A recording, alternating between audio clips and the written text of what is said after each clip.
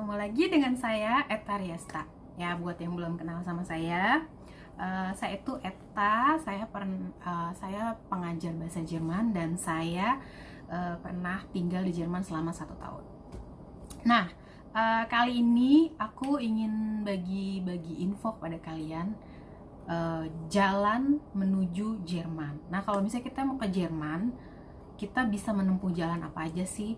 Berikut alternatif buat kalian yang pengen banget ke Jerman tapi nggak tahu gimana caranya bisa ke sana. Yang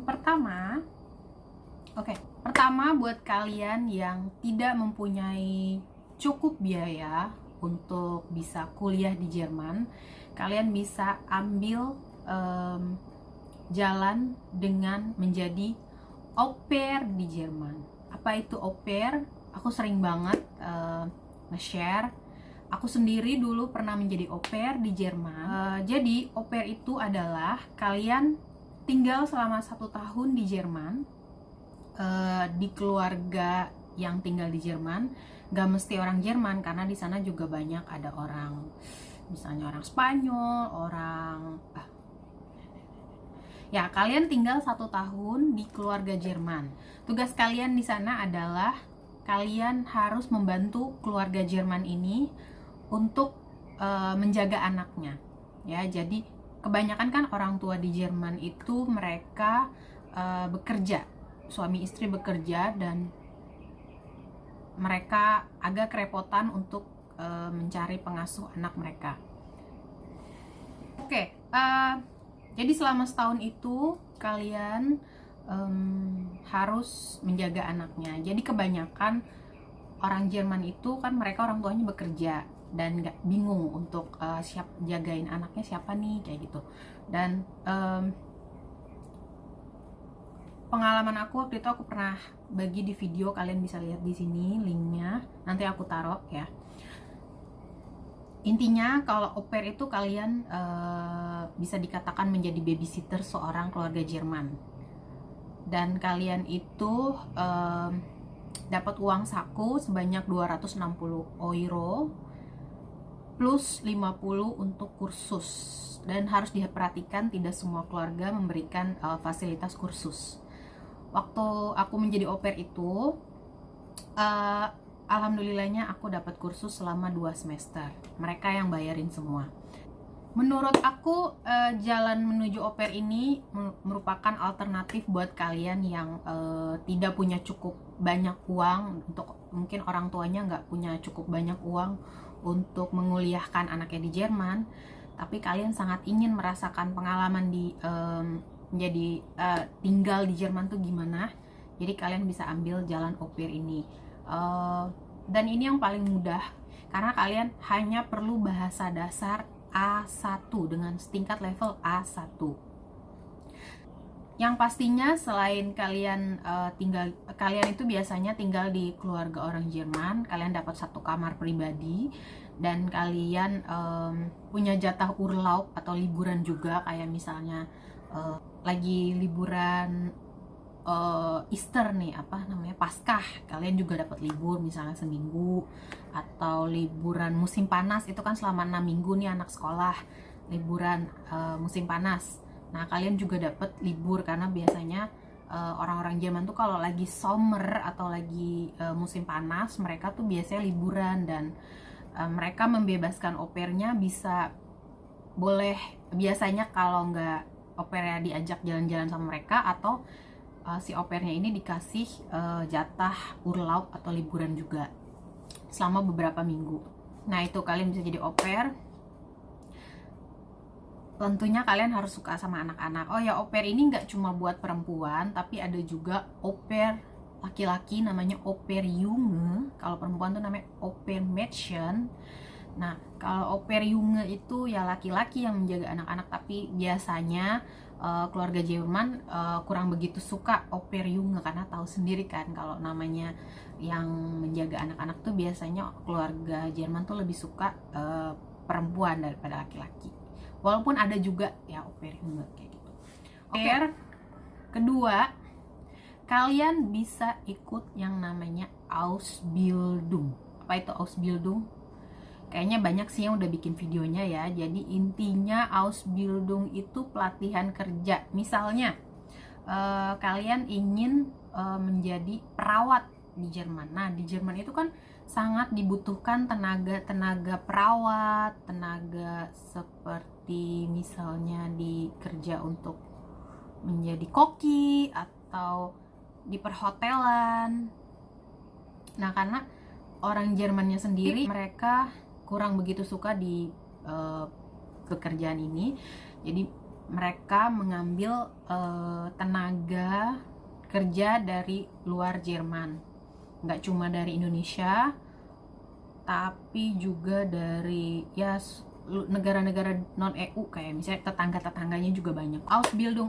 Ausbildung itu apa? Jadi Ausbildung itu ya tadi kalau misalnya aku mau jadi perawat nih, nah aku ikut Ausbildung.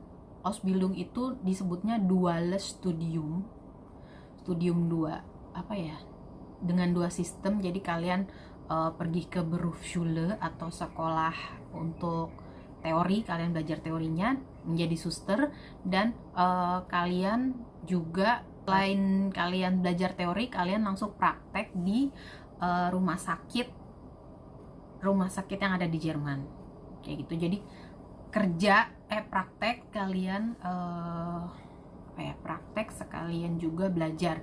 Kalau Ausbildung ini dia menuntut penguasaan bahasa Jerman yang agak lebih tinggi, up level B1 B1 lah ya, karena mereka kan harus bekerja dengan dengan orang Jerman, dan mereka harus melayani misalnya pasien-pasien yang berbahasa Jerman, dan nggak cukup dengan bahasa A1 aja. A1 itu kan bahasa dasar banget ya, kayak cuma nanya misalnya kalian bisa jalan, gimana caranya belanja di supermarket, gimana caranya nanya jalan kalau lagi di Bahnhof atau stasiun. Nah, kalau misalnya B1 ini udah lebih tinggi, jadi benar-benar bahasanya tuh, penguasaan bahasa tuh diperlukan banget kalau kalian mau ikut Ausbildung. Apalagi ya, oh ya, Ausbildung ini juga bayarannya cukup tinggi guys, karena kalian itu kan udah, kalau nggak salah kalian tuh bisa dapat 1.000 euro, dipotong pajak segala macam tuh kayak cuma dapat 800 euro, itu lumayan banget. Ada juga yang dapat mes tempat tinggal, tapi ada juga yang harus sewa tempat tinggal. Saat ini tuh banyak banget anak muda Indonesia yang mereka tuh semangat untuk ikut Ausbildung di Jerman, padahal itu juga sebenarnya nggak mudah. Kalian nggak instan, kalian harus belajar bahasa Jerman dengan benar. Jangan cuma asal cepet kayak gitu menurut aku ya. Dan kalian lulus SMA pun bisa Ausbildung. Berikutnya itu adalah kalian bisa menjadi FSJler atau Jodlerin atau BFD ya. FSJ itu artinya Freiwilliges Soziales Jahr. Freiwillig itu artinya volunteer guys. Jadi kalian bekerja 1 tahun menjadi volunteer. Nah, volunteernya ini namanya volunteer, dibayar sih ya, tapi kayak hanya 450 euro, setahu aku ya, 450 euro sebulan. Dan tugasnya volunteer itu salah satunya kalian bekerja di panti-panti jompo misalnya, dan kalian itu bantuin namanya di panti jompo ya, mungkin kalian bantuin nemenin jalan-jalan ke taman atau dorong-dorong kursi rodanya kayak gitu ya. Biasanya yang menyalurkan FSJ ini adalah kayak Gemeinschaft oder Gemeinde, kayak disebutnya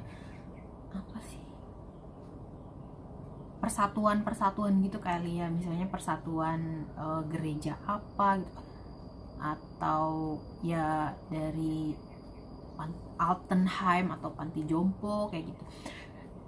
Dan apa ya, ini untuk pekerjaan ini juga bahasa Jermannya diperlukan minimal kalau nggak salah A2 B1 lah, tetap harus lebih tinggi daripada au pair. Habis itu 1 tahun. Oh ya, untuk jadi volunteer ini juga nggak sembarangan, karena kalian tuh kalau bisa harus sudah punya pengalaman di Indonesia tuh pernah volunteer apa kayak gitu. Kenapa pekerjaan untuk di bidang kesehatan itu sangat dibutuhkan di Jerman? Karena gini loh, orang Jerman itu kan mengalami namanya demografische Wandel atau perubahan kependudukan, struktur kependudukan. Jadi di Jerman itu struktur orang tuanya lebih banyak daripada struktur anak mudanya. Nah, jadi yang namanya udah tua, jadi ya butuh pelayanan kesehatan yang lebih banyak. Makanya dibutuhkan banyak Ausbildung sebagai suster, tenaga kesehatan, atau juga untuk tenaga Altenpfleger. Untuk apa ya, Altenpfleger tuh tenaga bantuan untuk merawat orang tua kayak gitu. Oh ya, kayak gitu. Dan tenaga perawat ini juga banyak yang dibutuhkan untuk bisa datang langsung ke rumah, disebut ambulante Pfleger atau Pflegerin. Jadi mereka harus datang ke rumah yang orang tua tadi kayak gitu. Oke. Tadi efesiot ya. Jadi biasanya efesiot itu selain di bidang kesehatan juga ada di bidang pendidikan. Misalnya di sebuah kindergarten atau TK gitu ya, butuh tenaga Erzieherin, nggak bener-bener Erzieherin ya, tapi Erzieherin tuh guru TK, tapi nggak paling asisten ngebantuin si Erzieherin-nya tadi kayak gitu. Oke. Dan ada juga BFD. Aku jelasin bedanya ya. Kalau efesiot itu ada batasan umur maksimal 26 tahun, sementara BFD itu boleh sampai umur berapa aja. Program efesiot hanya boleh dilakukan 1 kali, sementara BFD itu setiap 5 tahun sekali kalian boleh memperpanjang kontrak kalian. Nah, kalau kalian di bawah umur 27 tahun, kalian harus bekerja full time. Maksudnya dari pagi sampai sore gitu. Sementara kalau di atas 27 tahun kalian boleh bekerja paruh waktu, misalnya hanya setengah hari. Selain itu, naturally kalau kalian punya uang banyak, kalian bisa kuliah di Jerman. Jalan menuju Jerman ya, kalian kuliah di Jerman. Kuliah di Jerman saat ini sudah semakin banyak peminatnya, apalagi makin banyak imigran yang datang ke Jerman kan, kayak misalnya dari Suriah atau dari Afghanistan, dari negara-negara yang kebetulan sedang konflik kayak Yaman atau apa gitu. Pokoknya banyak banget imigran yang datang ke Jerman. Jadi Studienplatz atau tempat untuk kuliah juga semakin berebut. Jadi untuk kuliah di Jerman itu kalian punya sertifikat bahasa Jerman. Kalau dulu kan minimal B1, sekarang udah agak naik jadi B2, C1, C1 gitu ya. Karena yaitu semakin persaingan semakin ketat, jadi persyaratan semakin naik. Kuliah ini memang agak lama juga jalannya, karena kalian harus menempuh yang namanya student college selama setahun. Dan untuk masuk student college juga kalian harus minimal bahasa B1 atau B2. Dan untuk bisa kuliah di Jerman kalian harus punya deposit, kalau nggak salah sekarang tuh 8.090 euro, tapi nanti aku cek lagi ya kayak gitu. Nah ini kan 8.090 euro, kayaknya nggak semua orang bisa afford ini ya, karena mahal, cukup mahal itu. 8.090 euro ini untuk apa? Jadi kalian tuh kan kuliah di Jerman, ini untuk deposit biaya hidup kalian selama setahun di Jerman. Nah, nanti harus apply lagi kayak gitu, guys. Nah, untuk menjadi mahasiswa di Jerman itu kan udah banyak banget pasti yang sharing. Biasanya mahasiswa Indonesia yang ada di Jerman, mereka kerja paruh waktu, nggak selain menjadi Kellner atau Kellnerin, waiters ya, dan ada juga yang menjadi babysitter atau misalnya promoter tuh kayak bagi-bagi flyer segala macem. Dan jangan sembarangan juga, kalau kalian jadi mahasiswa tentu kemandirian kalian tuh perlu banget, apalagi kalian harus masak sendiri. Kalau misalnya kalian beli terus juga kan kalian lama-lama duit kalian habis ya, karena kan makanan di sana juga cukup mahal, biaya hidup mahal, jadi disarankan untuk bisa masak. Oke, tadi kuliah. Ya, kuliah ini biasanya juga banyak yang bisa dapat beasiswa. Kalian bisa cari beasiswa di DAAD, nanti aku tulis di deskripsi. Banyak juga scholarship, banyak deh pokoknya nawarin scholarship gitu, kayak selain Dikti, dari ini juga ada LPDP kayak gitu, guys. Selain kuliah, nah tentu aja kalian bisa banyak juga yang menikah dengan orang Jerman dan tinggal di Jerman. Nah, untuk menikah dengan orang Jerman itu kalian juga butuh sertifikat bahasa dasar, yaitu A1 yang paling dasar, karena itu merupakan syarat untuk bisa tinggal di Jerman ya, guys. Oke, itu aja sharing video dari aku buat kalian yang memang kalian yang pengen cobain cari pengalaman tinggal di Jerman. Coba aja. Menurut aku, untuk misalnya kalian hanya menjadi au pair atau menjadi efesiot, it's not bad gitu, guys.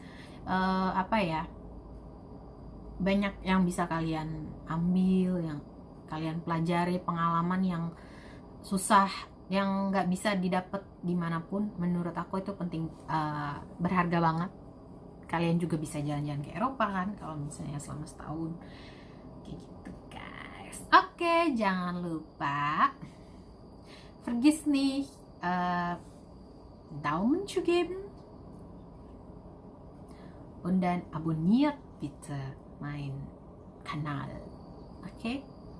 Dankeschön für das Zuschauen. Tschüss und viel Erfolg.